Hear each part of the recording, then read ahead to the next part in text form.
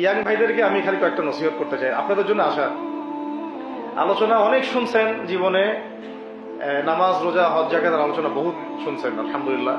তো এখনো যদি আপনারা নামাজ রোজা হজ জাকাত তাসবিহ তাহলিল জিকির আজগার কোরআন তেলাওয়াত আখলাক ঠিক করা, মুরব্বীদের পরামর্শ নিয়ে চলা, ওলামায়ে কেরামের সাথে থাকা, এইগুলো যদি এখনো ঠিক না হয়ে থাকে, তাহলে ভাই আপনাদেরকে আমি একদিন সময় দিচ্ছি, ঠিক করেন। কয়দিন সময় দিলাম?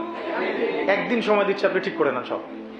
নামাজ ঠিক করে নেন, নিজের গুনাহের জন্য তওবা করেন, হারাম রিজিক থাকলে ছেড়ে দেন, পরিবার না গড়ে থাকলে পরিবার গড়েন, তারপরে রিজিকে হারাম থাকলে ছাড়েন, আপনার সন্তানকে মানুষ করেন, মুহাক্কিক বরেণ্য আলেমদের সোহবতে থাকেন, ওলামায়ে কেরামের সাথে থেকে হাত শক্তিশালী করেন, মাদকের সাথে থাকলে ছাড়েন, গান বাজনার সাথে থাকলে ছেড়ে দেন, যত কবিরা গুনাহ সব ছাড়েন।